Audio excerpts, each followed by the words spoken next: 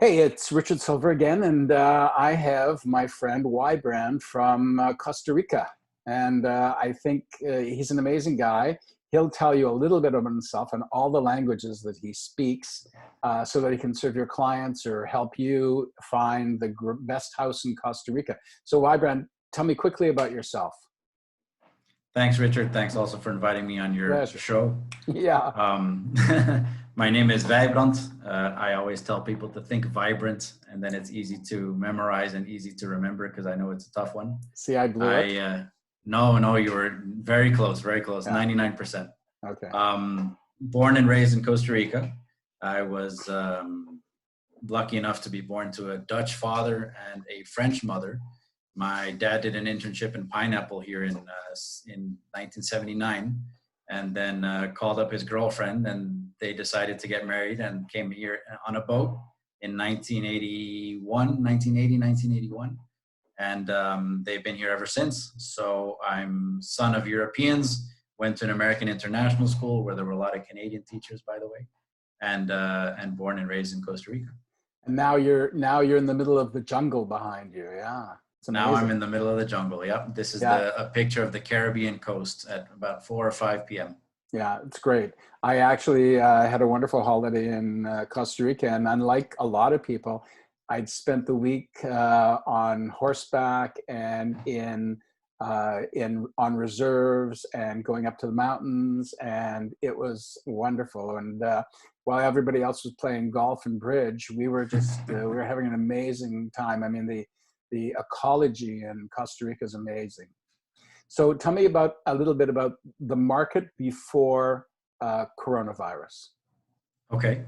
Well, it was definitely a buyer's market before the coronavirus, and now it's going to be even more so a Yeah, buyer's market, which opens plenty of opportunities and opportunities both for buyers and sellers. It's not only, I mean, I don't like to think that a buyer's market is only an opportunity for buyers. I think sellers also have opportunities here because they can say, I want to get out of a property. I've closed that chapter in my life. I want to invest in something new. I want, to maybe sell a big home and invest in two smaller homes. So it was a buyer's market before the coronavirus, and it will definitely be a buyer's market during and after. That being said, I think there's also a lot of opportunities for the country and for buyers. I mean, we are a country, as you said, the ecology, we're known for one of the most dense flora and fauna in the world. It's a country of not even 5 million people. And there's plenty of opportunities to buy property that are in less dense areas where you can easily do social distancing so thanks to the property you buy. tell me what would be the starting price in your marketplace, really? It's it's a very it's a very wide spectrum. I mean, you can get raw land, middle of nowhere for under $100,000, and US. US, yeah, Remember, we're yeah. Canadian. Yeah, true. So So 100, US. 110, 115,000 Canadian. Yeah, Um, 125, I'm afraid. really? Yeah. Okay. And you can go, get a $10 million home Yes. if you wanted to. So there's a little bit of everything. There's something for every budget. And like you said, you got on a horse and you went off into reserves, whereas other people go straight to the beach and to the golf club. There's a little Yeah. bit of everything. And that's the beauty, that in a very small country, we're about 250 kilometers across, 250, Yeah. 300 kilometers north to south. You've got everything. And do you want to tell everybody that you actually walked across the country? Yeah, so my mini claim to fame is that in December I started on the Caribbean coast. I touched the water on December 3rd, I think it was, and started walking. And on the 17th or 18th of December, I arrived on the Pacific coast, so And across the country on foot.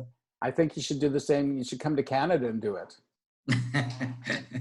Yeah, well, multiply by what, 10, 20, 30 times at Yeah, least? Canada's huge. I mean, we go through a fly, I think we go through 5 different time zones in Canada. So it's pretty crazy. It's Well, pretty crazy. I was all proud of myself for that hike. And when I got to the destination on the last day, which is the Pacific coast, the West Coast, I met a guy who was riding his bicycle from Chile to Alaska. Oh my God. So I was all proud of myself, and that didn't last very long. Yeah, it's it's one of those things, you know, you go and you get a 95 on your exam at school and your mom says, well, whatever happened to the other 5%, you know, can't you Yeah, do better? yeah, exactly, exactly. So tell me what's happening as far as coronavirus and what kind of protocols are you under? Are you deemed an essential service in the country? Not deemed an essential service, but that really isn't a conversation. I've noticed that a lot of North Americans and Europeans have that, you know, split between essential and non-essential. Yeah. We aren't discussing that too much as a society here, but we are very proud of our government, our institutions. They have shown to be doing a very good job.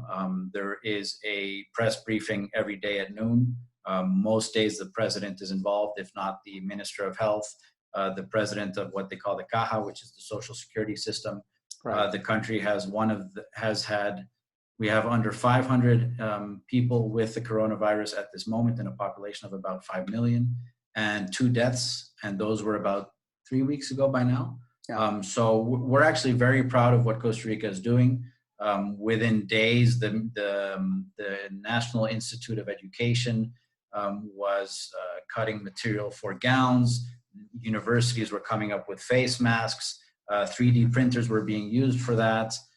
We're under very strict stay-at-home rules right now. We're allowed to go out onto the shelter. Well, not quite, because we're allowed to go out onto the street and have a walk.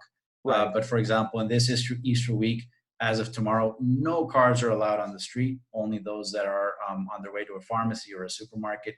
We've had restrictions in place for the past weeks. I've been basically at home for about a month now. Wow. And in general, the population is behaving well. Of course, there's the outliers who are going to give it a try or whatever. But we're very proud of the people in our country and the administration. They're doing a very good job. They're flattening the curve. Yeah, it's amazing how people are pulling together and people are learning from this experience, which is absolutely a horrible experience. But surreal. See, I just touched my face and I'm not supposed to touch my face. It's hard. It's hard not to touch. It's hard not to do certain things you get used to. But anyways, so what's your prognosis for the future? Do you think Costa Rica is going to be under these restrictions for a while, or? Yeah. So the government announced yesterday that the borders will remain closed until April 30th. Right.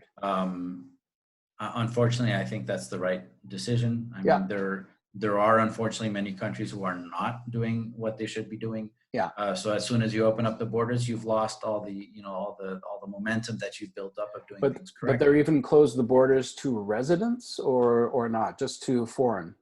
Yeah, so of course nationals are allowed to come back into the country, but that's been almost a month now. So all repatriation flights that were coming in pretty much have come in. Yeah. There's been the here and there private jet that comes in with a national on it that's allowed in, but no foreigners, no international flights. Even a lot of local flights have been stopped.